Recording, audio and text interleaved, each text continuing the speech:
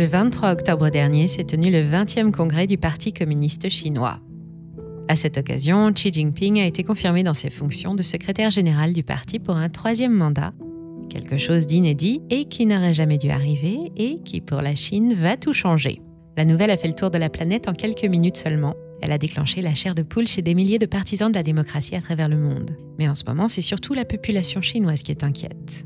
Frappée de plein fouet par des décisions politiques liberticides et contre-productives, que ce soit dans la gestion de l'épidémie de Covid-19 ou dans celle de l'effondrement du marché immobilier, les conditions de vie en Chine se sont dégradées, les Chinois doutent de plus en plus de leurs dirigeants, et beaucoup d'entre eux sont terrifiés à l'idée d'un renforcement des pouvoirs du président. Parmi eux, la Chine riche, celle qui a fait fortune à partir des années 90 et qui a vu la valeur de son patrimoine doubler sous les mandats de Xi Jinping. Pour elle, la priorité est de mettre l'argent à l'abri hors du pays, loin des yeux et du contrôle des autorités, et de le protéger de la dévaluation violente que subit le yuan depuis le début de la guerre en Ukraine. Le monde s'attend donc à ce que les avoirs des milliardaires chinois quittent le pays en catastrophe, avant que Pékin n'applique de nouvelles politiques répressives et bloque définitivement les échanges internationaux. On parle d'un exode massif, l'équivalent de centaines de milliards de dollars qui cherchent à s'établir en ce moment même sous des horizons plus cléments, un chiffre qui n'a pas manqué d'attirer notre attention, d'autant plus que cette situation s'est déjà présentée dans le passé et qu'elle a eu des répercussions économiques et financières dont beaucoup ont réussi à profiter. Je vais vous raconter tout ça, mais avant tout, pensez à prendre quelques secondes en vous inscrivant à notre newsletter. On vous présente mardi prochain un super outil qui devrait vous permettre de gagner de l'argent. Vous y trouverez aussi des analyses économiques, des actions ou encore des crypto-pépites. Alors n'attendez plus, le lien est en description. Allons voir maintenant à quoi va ressembler cette nouvelle ère qui s'ouvre, celle du grand rajeunissement de la nation chinoise, comme le veut le nouvel empereur Xi. Vous êtes sur Money Radar, bienvenue.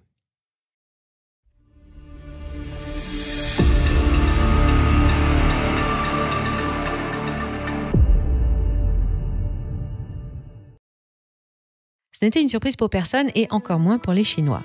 Xi Jinping, l'actuel président de la République populaire de Chine et secrétaire général de l'invincible Parti communiste chinois, a été reconduit pour un 3e mandat. Personne n'en a jamais vraiment douté, mais c'est une situation inédite. Pour pouvoir réaliser cette prouesse et ainsi devenir aussi puissant que son idole, Mao Zedong, Xi Jinping a fait modifier la constitution qui limitait le pouvoir d'un homme à 2 mandats seulement, comme en France ou aux États-Unis. En faisant cela, il s'est assuré de ne plus pouvoir être délogé, cette fois sans plus aucune limitation de durée. À 69 ans, il avait encore trop à faire pour abandonner son poste à un éventuel successeur et pour appuyer sa candidature, il a mis en avant ses plus belles réussites. En 10 ans, il a porté la Chine à la 2e place des économies les plus puissantes et l'a dotée de la plus grosse armée du monde et il aurait aimé consacrer ses prochaines années à en faire le numéro 1 mondial pour prendre la place des États-Unis, son meilleur ennemi, et pour prouver au monde entier qu'il n'y a pas qu'un seul chemin vers une croissance harmonieuse et que le chemin chinois est bien le meilleur de tous. Pour assurer ses arrières, il a aussi placé ses pions dans des postes stratégiques. Ce 20e congrès du parti a vu la naissance d'un nouveau bureau politique qui descend à 24 membres, tous des hommes, nommés par Xi Jinping, des proches pour la plupart, tous cadres du parti et ralliés à sa cause. On le surnomme le nouvel empereur ou le prince rouge, et voilà ce qui fait frémir des millions de Chinois. Dès l'annonce de la prolongation de son mandat à la tête du pays, les bourses chinoises ont dévissé.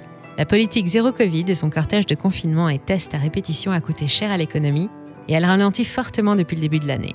Avec 4,8% de croissance au premier trimestre, les espoirs des investisseurs ont été déçus avec un petit plus 0,4% seulement au 2e trimestre, au plus fort des confinements. Malgré un rebond à 3,9% au 3e trimestre, l'objectif de 5,5% pour 2022 ne sera pas atteint.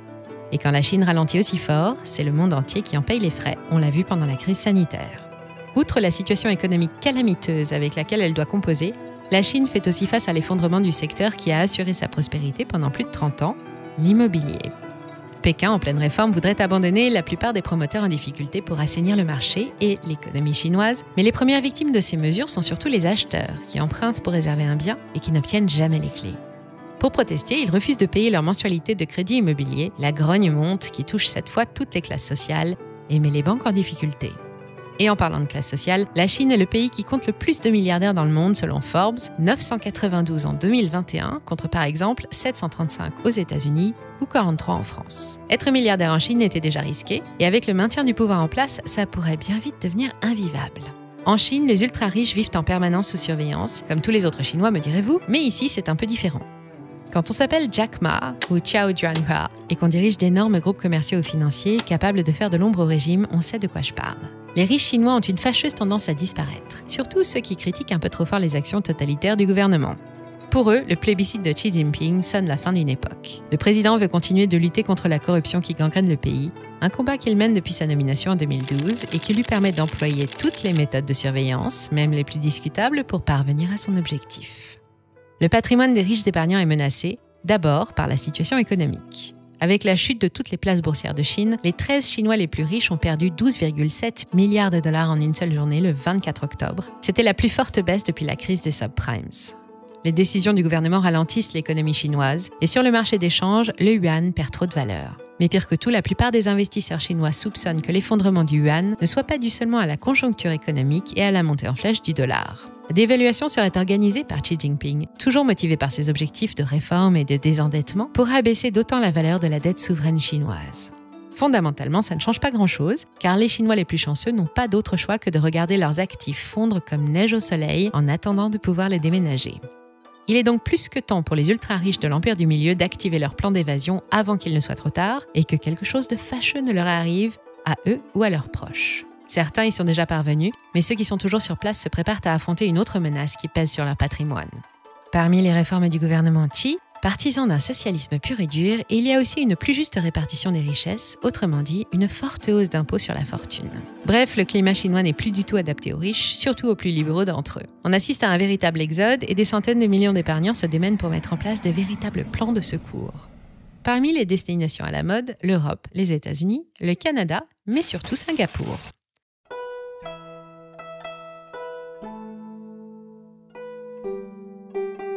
On la surnomme la Banque suisse d'Asie, car l'île de Singapour est célèbre pour garantir un parfait anonymat digne des banques helvétiques les plus exemplaires en ce domaine. Les cabinets de conseil spécialisés et les professionnels de la gestion de fortune qui y sont basés font état d'une véritable vague chinoise. Beaucoup de riches familles les contactent pour prendre des informations et demander de l'aide pour fuir. L'outil numéro 1 pour ça, c'est le Family Office, une structure intégralement dévouée à la gestion des avoirs et des flux financiers d'une ou de plusieurs familles fortunées. Une fois ouverts en dehors des frontières, les bureaux de Family Office reçoivent les capitaux qui peuvent ensuite quitter le pays librement ou y être investis. Entre 2017 et 2019, leur nombre a augmenté de 5% à Singapour, mais entre 2020 et 2021, ils ont fait un bond de 75%. À la City Private Bank ou à la banque Dentons Roddick, deuxième banque de l'île, on a constaté une hausse de la demande en provenance de Chine il y a déjà plus d'1 an, et on se demande combien de temps Pékin laissera les capitaux fuir avant de réagir. Comme je vous le disais au début de ce film, la situation s'est déjà produite. Nous sommes en août 2015, la croissance chinoise est en berne depuis la crise des subprimes. Elle affiche un petit 7,4% en 2014, quand elle dépassait allègrement les 10% entre 2003 et 2007. Pour relancer la machine, Pékin prend alors la décision de dévaluer le yuan. Il espère donner un coup de pouce à son industrie et stimuler les ventes à l'international. Évidemment, les marchés réagissent immédiatement, les bourses plongent et les riches épargnants prennent peur pour leur patrimoine financier, comme aujourd'hui. En temps de crise monétaire, habituellement, c'est vers l'or qu'on se tourne. Valeur refuge par excellence, l'or a déjà survécu à toutes les devises de l'histoire et fait partie des actifs antifragiles, dont la valeur se renforce pendant les périodes difficiles. À l'époque, les observateurs internationaux s'attendaient donc à ce que les importations d'or de la Chine explosent, mais l'or, même s'il garde sa valeur, n'est pas adapté au cas chinois. Il lui est assez difficile d'échapper au contrôle et aux frontières, et généralement, pièces, lingots et pépites ne peuvent pas quitter le pays et restent en Chine.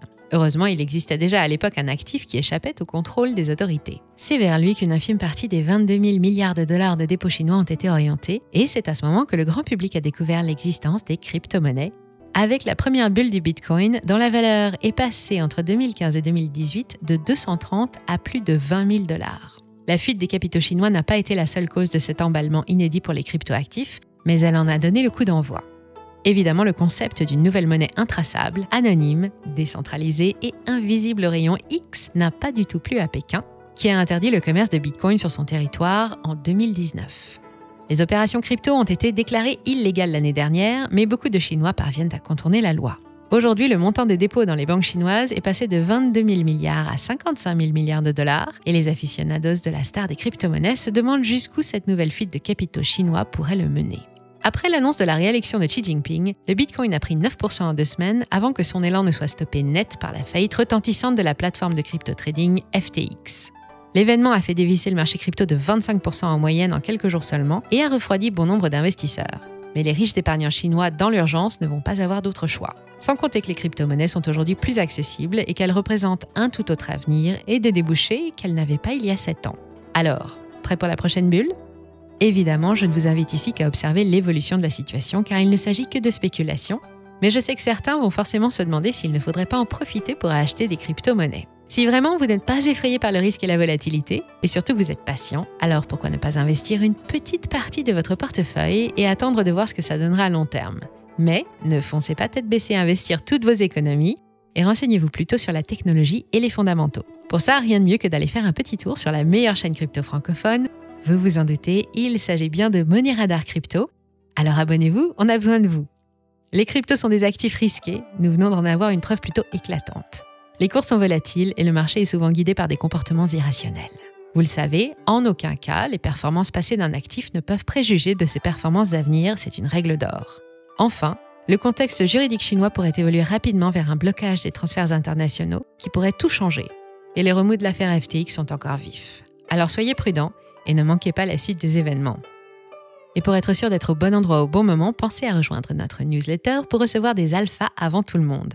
On y surveille les marchés et on échange sur l'actualité, les meilleures actions, outils et crypto. Alors n'attendez plus, on vous dit à très bientôt sur Money Radar.